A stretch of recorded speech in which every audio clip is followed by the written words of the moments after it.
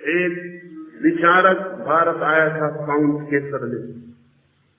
लौट के उसने एक किताब लिखी है। उस किताब को मैं पढ़ता था तो मुझे बहुत हैरानी होने लगी। उसने एक वाक्य लिखा है जो मेरी समझ के बाहर हो गया, क्योंकि वाक्य कुछ ऐसा मालूम पड़ता था कि जो कि कंट्राडिक्टरी है, विरोधाभासी है। फिर मैंने सोचा छापे खाने की कोई भूल हो गई होगी, तो ख्याल आया कि किताब जर्मनी में छपी है। जर्मनी में छापे खाने की भूलें तो होती नहीं, वो तो हमारे ही देश में होती है।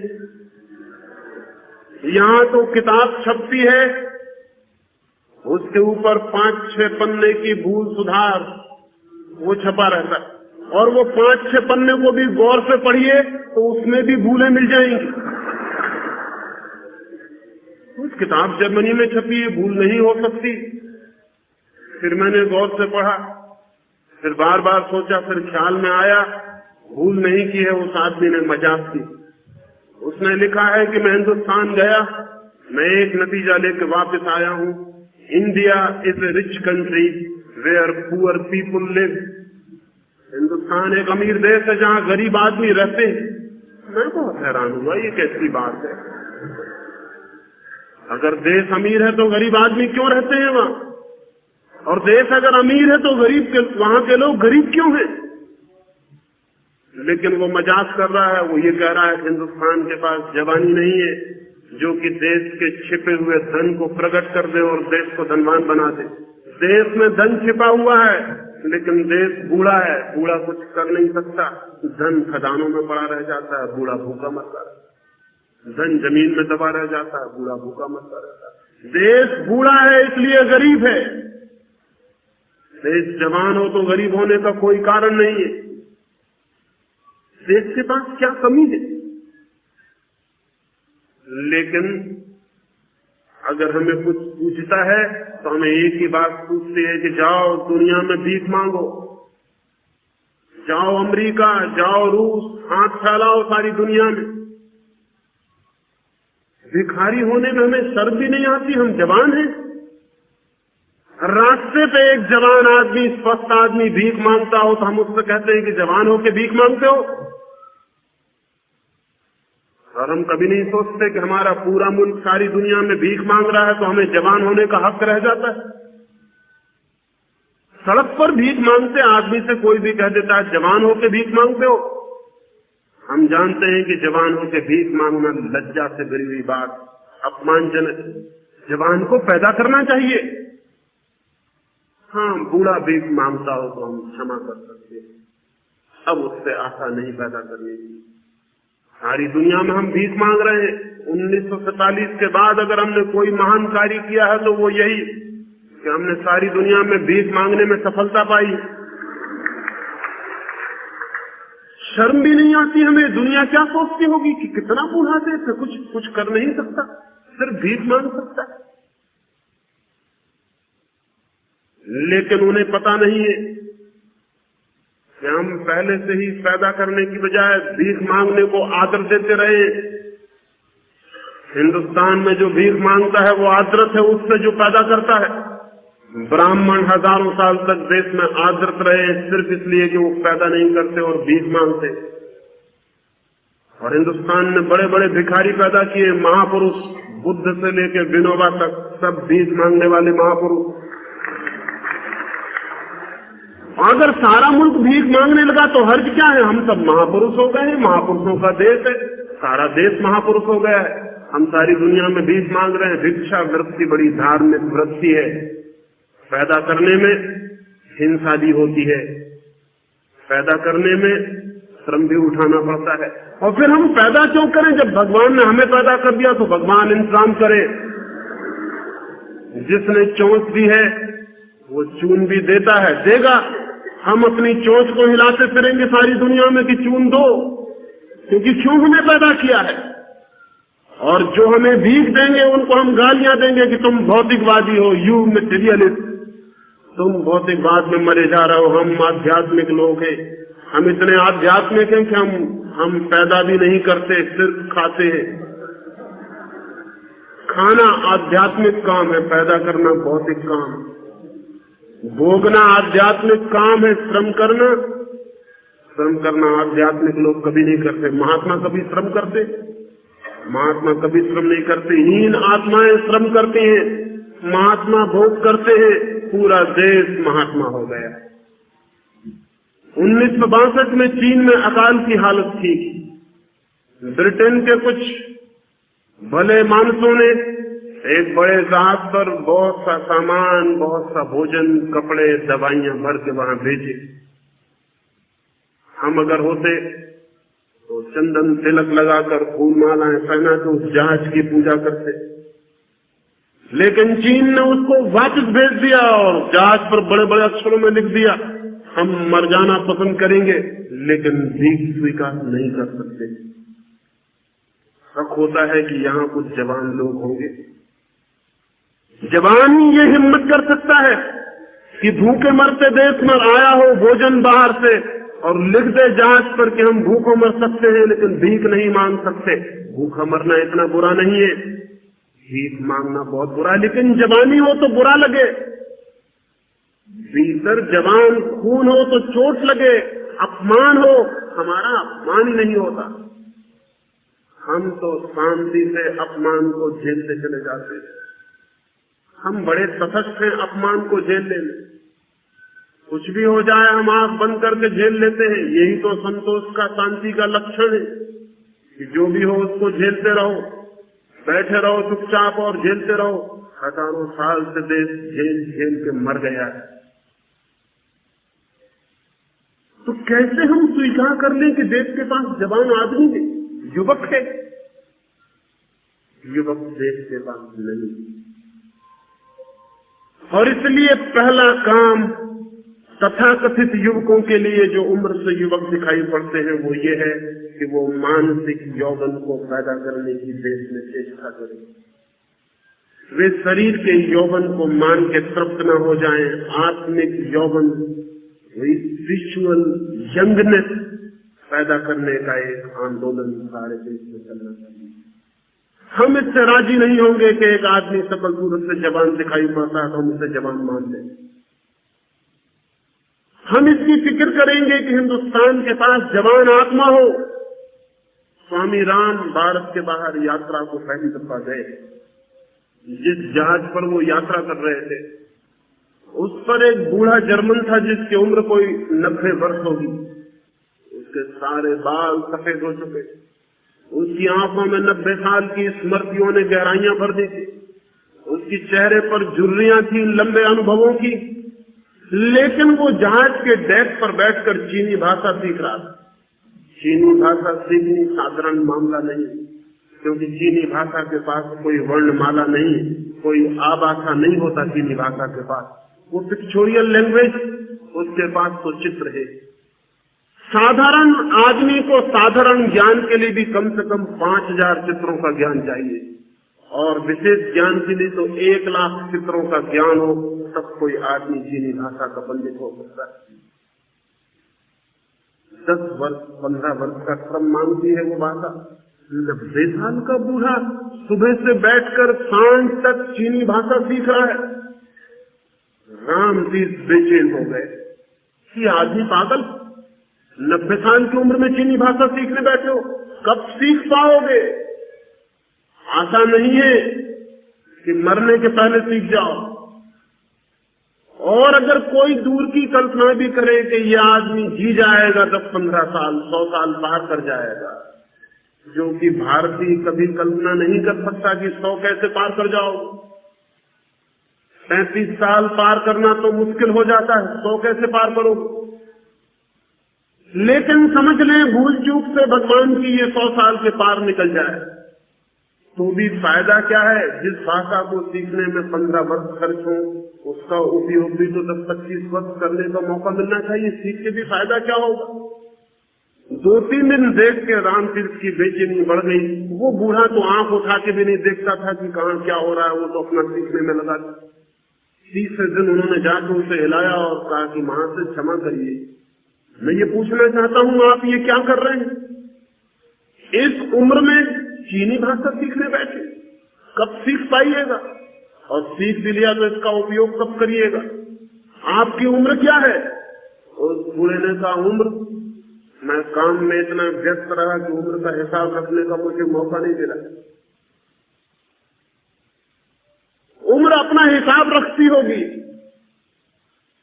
हमें फुर्सत कहाँ है कि हम उम्र का हिसाब रखें, और फायदा क्या है उम्र का हिसाब रखने से? मौत जवानी है, जवानी है, तुम चाहे कितने हिसाब रखो कि कितने हो गए उससे कोई फर्क पड़ने वाला नहीं। मुझे फुर्सत नहीं मिली उम्र का हिसाब रखने की, लेकिन जरूर 90 तो पार कर गया हूं। रामतीर्थ ने कहा फिर ये सीख के क्या फायदा, बूढ़े हो गए हो, अब कब सीख पाओगे? उस बूढ़े आदमी ने क्या कहा? उस बूढ़े आदमी ने कहा मरने का मुझे ख्याल नहीं आता जब तक मैं सीख रहा हूं, जब सीखना खत्म हो जाएगा तब सोचूंगा मरने की बात। अभी तो सीखने में जिंदगी लगी है, अभी तो मैं बच्चा हूं क्योंकि मैं सीख रहा हूं। बच्चे सीखते हैं, लेकिन उस बूढ़े ने कहा कि मैं चूंकि सीख रहा हूं इसलिए बच्चा हूं। ये आध्यात्मिक जगत में परिवर्तन हो गया। उसने कहा कि चूंकि अभी मैं सीख रहा हूं और अभी सीख नहीं पाया, अभी तो जिंदगी की पाठशाला में प्रवेश किया है, अभी तो बच्चा हूं, अभी मरने का कैसे सोचूं? जब तक सीख लूंगा तो सोचूंगा मरने की बात। फिर उस बूढ़े ने कहा मौत तो हर रोज सामने खड़ी है, जिस दिन पैदा हुआ था उस दिन भी इतना ही सामने खड़ी थी जितनी अभी खड़ी।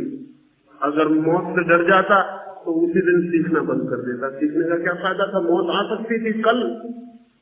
लेकिन 90 साल का अनुभव मेरा कहता है कि मैं 90 साल मौत को जीता हूं। रोज मौत का डर रहा कि कल आ जाएगी, लेकिन आई नहीं। 90 साल तक मौत नहीं आई तो मुझे विश्वास पड़ता है कि 90 साल के अनुभव को मानूं। कल भी कैसे आ पाएगी? 90 साल का अनुभव कहता है कि अब तक नहीं आई तो कल भी कैसे आ पाएगी? अनुभव को मानता हूं। 90 साल तक डर फिजूल था। वो बूढ़ा पूछने लगा रामतीर्थ से कि आपकी उम्र क्या है? रामतीर्थ तो घबरा ही आए थे उसकी बात सुन के। उनकी उम्र केवल 30 वर्ष थी। उस बूढ़े ने कहा तुम्हें देखकर, तुम्हारे भय को देखकर मैं कह सकता हूं कि भारत बूढ़ा क्यों हो गया है। 30 साल का आदमी मौत की सोच रहा, मर गया। मौत की सोचता ही कोई तब है जब मर जाता है। 30 साल का आदमी सोचता है कि सीखने से क्या फायदा, मौत करीब आ रही है। यह आदमी जवान नहीं रहा। उस बूढ़े ने कहा मैं समझ गया कि भारत बूढ़ा क्यों हो गया है, इन्हीं गलत धारणाओं के कारण। भारत को एक युवा अध्यात्म चाहिए। युवा अध्यात्म, बूढ़ा अध्यात्म हमारे पास बहुत है। हमारे पास ऐसा अध्यात्म है जो बूढ़ा करने की कीमिया है, केमिस्ट्री है। हमारे पास ऐसी आध्यात्मिक तरकीबें हैं कि किसी भी जवान के आसपास उन तरकीबों का उपयोग करो, वो फौरन बूढ़ा हो जाए। हमने बूढ़ा होने का राज खोज लिया है, सीक्रेट खोज लिया है। बूढ़े होने के राज क्या है? बूढ़े होने का राज है जीवन पर ध्यान मत रखो, मौत पर ध्यान रखो। पहला सीक्रेट। जिंदगी पर ध्यान मत देना, ध्यान रखना मौत का। जिंदगी की खोज मत करना, खोज करना मोक्ष की। इस पृथ्वी की फिक्र मत करना, फिक्र करना परलोक की, स्वर्ग की। ये बूढ़े होने का पहला सीक्रेट। जिन जिन को बूढ़ा होना हो इसको नोट कर ले। कभी जिंदगी की तरफ मत देखना। अगर फूल खिल रहा हो तो तुम खिलते फूल की तरफ मत देखना। तुम बैठ के सोचना कि जल्दी ही ये मुरझा जाएगा। ये तरकीब है। अगर एक गुलाब के पौधे के पास खड़े हो तो फूलों की गिनती मत करना, कांटों की गिनती कर लेना कि सब आसार है, कांटे ही कांटे पैदा होते। एक फूल खिलता है मुश्किल से 1000 कांटों, 1000 कांटों की गिनती कर लेना। उससे जिंदगी आसार सिद्ध करने में बड़ी आसानी मिलेगी।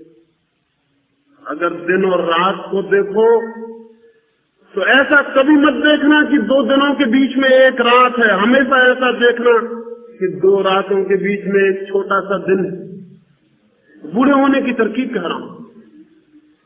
जिंदगी में जहां जहां अंधेरा हो उसको मैग्नीफाई करना, बड़ा दिखाने वाला कांच अपने पास रखना, जहां अंधेरा दिखाई पड़े फौरन मैग्नीफाई ग्लास लगा देना, बड़ा भारी अंधेरा देखना, और जहां रोशनी दिखाई पड़े वहां छोटा कर देने वाला गिलास अपने पास रखना, जो जल्दी से रोशनी को छोटा कर दे। जहां फूल दिखाई पड़े गिनती मत करना, फौरन सोच लेना कि फूल क्या रखा है, फूल में क्षण भंगुर है, अभी खिला है, अभी मुरझा जाएगा। कांटा स्थायी है, शाश्वत है, सनातन है, न कभी खिलता है न कभी मुरझाता है, हमेशा है। इन बातों पर ध्यान देने से आदमी बड़ी जल्दी बूढ़ा हो जाता है। मैंने सुना है कि न्यूयॉर्क की एक 100वीं मंजिल से एक आदमी गिर रहा था। 100वीं मंजिल से वो आदमी गिर रहा था। जब वो 50वीं मंजिल के पास से गुजर रहा था खिड़की के, तो एक आदमी ने ध्यान से उससे चिल्ला के पूछा कि दोस्त क्या हाल है? उसने कहा अभी तक तो सब ठीक है। ये आदमी गड़बड़ आदमी, ये आदमी जवान होने का ढंग जानता, लेकिन ये ठीक नहीं है। उस आदमी ने कहा अभी तक सब ठीक है। अभी जमीन तक पहुंचे नहीं, जब पहुंचेंगे तब देखेंगे। अभी 50वीं खिड़की तक सब ठीक चल रहा है। ओके, ये आदमी जवान होने की तरकीब जानता है, लेकिन हमको ऐसी तरकीबें कभी नहीं सीखना चाहिए। हमें तो बूढ़े होने के रास्ते पर चलना चाहिए। बूढ़े होने का रास्ता, पहली बात, कभी जिंदगी में जो सुंदर हो उसकी तरफ ध्यान मत देना, जो असुंदर हो उसको खोज भी नहीं करना।